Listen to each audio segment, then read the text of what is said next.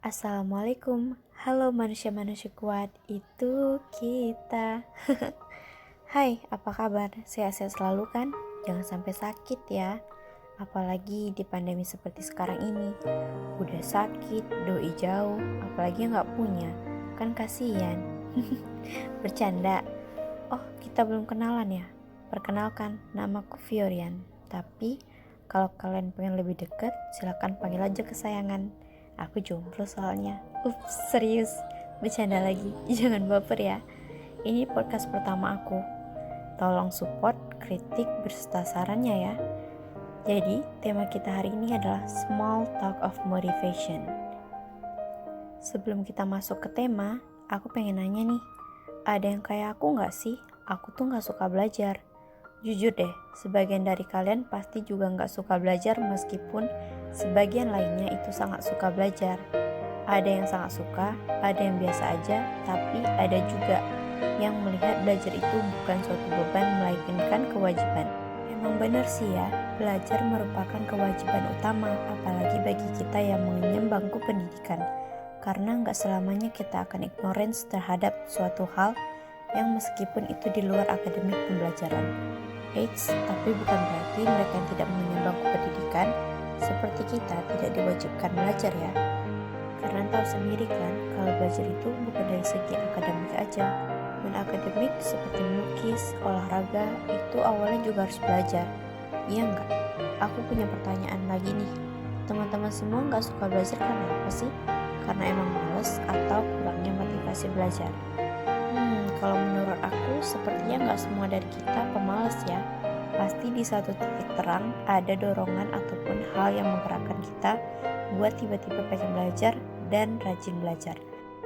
Tentunya hal itu nggak semerta-merta aja tanpa ada alasan. Pasti ada hal yang membuat kita teringat akan sesuatu. Ada hal yang kita lihat, baca, dan rasakan dari dorongan keinginan kita dalam belajar tersebut. Yap, dan teman-teman semua tahu apa artinya itu adalah sebuah motivasi. Pasti udah tahu dong ya apa itu motivasi. Tapi tahu nggak definisi dari motivasi dan macam-macam motivasi? Belum ya? Kalau begitu, mari kita bahas. Motivasi berasal dari kata Latin mover yang berarti dorongan atau menggerakkan.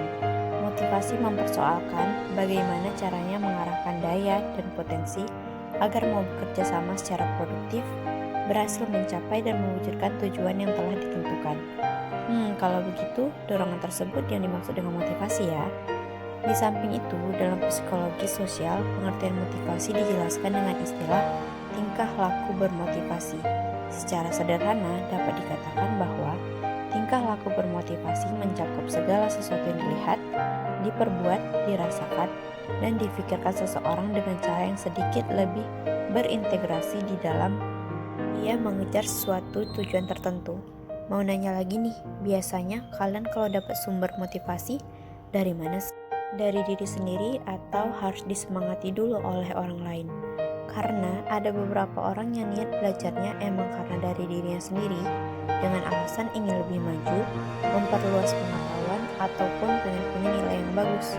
Tapi ada juga mereka yang perlu dukungan, sumber motivasi yang positif ataupun tekanan untuk mendorong dirinya sendiri supaya lebih maju. Kalau begitu, mari kita bahas macam-macam motivasi dalam belajar. Yang pertama, yaitu ada motivasi intrinsik. Tahu nggak artinya? Yap, benar banget, motivasi yang berasal dari dalam. Dalam apa ayo? Dalam lubuk hati yang paling dalam?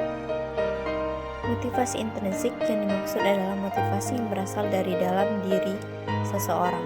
Sumber motivasi intrinsik adalah keadaan individu sendiri, bukan atas pengaruh dari luar diri individu.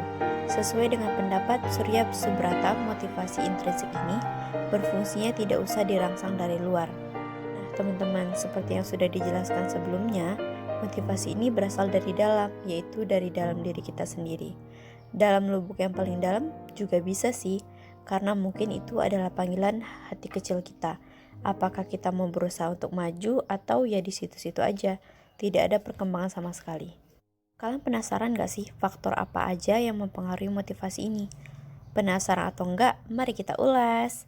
Yang pertama, yaitu adanya kebutuhan. Kebutuhan merupakan pendorong utama seseorang untuk melakukan suatu kegiatan belajar. Sebagai contoh, kebutuhan untuk mengerti sebuah cerita merupakan pendorong siswa untuk belajar membaca, karena banyak cerita yang menarik bersumberkan dari buku-buku. Yang kedua, adanya pengetahuan tentang dirinya sendiri. Dengan adanya pengetahuan tentang kemajuan atau kemunduran prestasinya, maka akan mendorong seseorang lebih giat lagi dalam belajar. Sebagai contoh, seorang siswa yang mengetahui prestasi belajarnya baik, maka akan ada usaha untuk mempertahankan prestasi, sekaligus juga untuk meningkatkan prestasinya. Yang terakhir yaitu adanya cita-cita. Semakin meningkat usia seseorang, maka akan semakin jelas cita-cita hidupnya. Semakin jelas cita-cita hidup seseorang, maka akan menimbulkan pendorong dirinya untuk mencapai atau meraih cita-citanya itu dengan berbagai usaha. Selanjutnya ada motivasi ekstrinsik, yaitu kebalikan dari intrinsik. Apa yo? Kalau in berarti masuk, kalau X berarti keluar. Yep, motivasi yang berasal dari luar diri seseorang. Motivasi ekstrinsik adalah motivasi yang dapat menjadi pendorong bagi seseorang berupa hadiah, pujian, benda, uang, ataupun yang lain.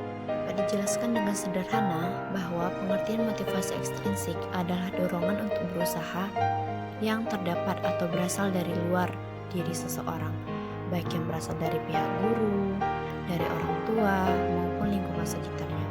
Oleh karenanya, motivasi tersebut dapat membuat seseorang mempunyai semangat untuk mencapai hasil prestasi yang tinggi dan bukan hanya sekedar berhasil saja. Yang kedua yaitu adanya ganjaran.